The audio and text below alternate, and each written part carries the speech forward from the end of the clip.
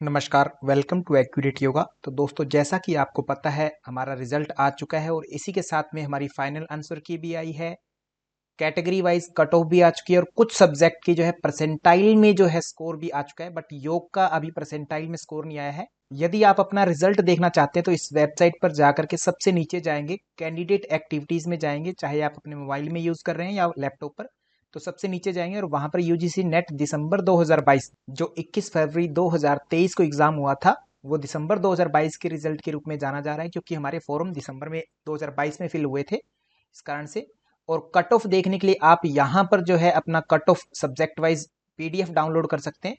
Already हमने cut off पर discuss किया है, तो आप उसको वीडियो में आगे देख पाएंगे। तो यहाँ पर यूजीसी नेट दिसंबर 2022 माने जो फरवरी 2023 में एग्जाम हुए थे उनकी कट ऑफ आ चुकी है। सब्जेक्ट वाइज अपनी कट ऑफ देख सकते हैं आप डाउनलोड करके, बट क्योंकि हमारा सब्जेक्ट योग था तो हम योग में देखेंगे कट ऑफ क्या गई है। तो हम बात करते हैं सब्जेक्ट योग की। तो योग में और अदर सब्जेक्ट में सभी में कैटेगरी वाइज यहाँ पर लिस्ट दी गई है। तो बात करें अनरिजर्व मतलब जनरल कैटेगरी अगर हम बात करते हैं तो नेट के लिए अगर बात करें तो 192 मार्क्स पर आपका नेट हुआ है। मतलब अगर हम क्वेश्चंस की बात करते हैं तो क्वेश्चन आपके लगभग 96 क्वेश्चंस चाहिए थे। 96 क्वेश्चन जिसके हैं उसका नेट हो गया है। 173 बच्चे टोटल नेट क्लियर कर पाए हैं जनरल कैटेगरी में। और अगर हम बात करें जेआरएफ की तो जेआरएफ में जो है 216 मींस लगभग 108 क्वेश्चंस आपको जेआरएफ के लिए चाहिए थे। तो 108 या प्लस उसके क्वेश्चन है तो उनका जेआरएफ हो गया। इसमें 15 बच्चे लिए हैं जनरल कैटेगरी से। इस बार जो बच्चे लिए हैं नेट जेआरएफ में बहुत कम लिए हैं, बहुत कम परसेंटेज लिए। पिछली बार 80 के आसपास आते थे, इस बार टोटल लमसम जो है 40 के नियर बाई लिए इन्होंने। तो ईडब्ल्यूएस की अगर बात करें तो ईडब्ल्यूएस कैटेगरी में 176 मार्क्स पर नेट हो रहा है और 210 मींस 105 क्वेश्चंस पर जो है आपका नेट हुआ है। ऐसी ओबीसी कैटेगरी की बात करें तो 174 में नेट हुआ है, जो कि लमसम पिछली बार के ही बराबर है। और जेआरएफ की अगर बात करें तो 104 क्वेश्चन पर आपका जेआरएफ क्लियर हुआ है इस बार भी। और अदर कैटेगरीज की अगर हम बात करें, जैसे एससी कैटेगरी की हम बात करते हैं तो यहाँ पर 164 cut off marks and assistant professor माने नेट के लिए 42 स्टूडेंट लिए गए हैं इसमें। और जेआरएफ की अगर हम बात करते हैं तो इसमें 4 स्टूडेंट लिए गए हैं। 200 मार्क्स पर आपका जो है जेआरएफ क्वालिफाई हुआ है। ऐसे ही एसटी कैटेगरी की अगर हम बात करते हो यहाँ पर 158 नंबर के साथ में नेट एग्जाम 11 बच्चों ने क्लियर किया और 192 में एक बच्चे का जेआरएफ हो रहा है। ऐसे ही पीडब्ल्यूडी और अदर कैटेगरीज की हम बात करें तो अलग अलग नीचे कैटेगरीज दी गई है। ये जिन बच्चों की कैटेगरीज हैं उन्होंने फिल किया है तो उनके अनुसार यहाँ पर अलग अलग कट ऑफ दी गई है। जेआरएफ के लिए अलग कट ऑफ होती है और नेट के लिए अलग कट ऑफ होती है, तो यहाँ पर आप अच्छे से चेक कर सकते हैं।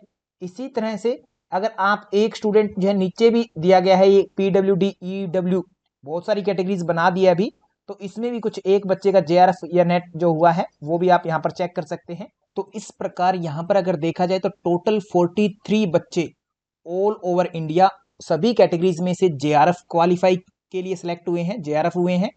और अगर यहीं पर नेट की हम बात करें तो 395 स्टूडेंट जो है नेट के लिए क्वालिफाई हुए हैं। तो यदि आप लोगों ने नेट या जेआरएफ के लिए किसी में भी क्वालिफाई किया तो आप बहुत सौभाग्यशाली है। पूरे भारत में लगभग 400 सवा 400 450 बच्चों के बीच में आप शामिल हुए हैं। तो जिन भी बच्चों का एग्जाम अच्छे से सक्सेसफुल हुआ उनके लिए बहुत बहुत शुभकामनाएं। और जिन बच्चों का रह गया है 1 नंबर से या 2 नंबर से, वो अगले एग्जाम के लिए अभी से तैयारी करें।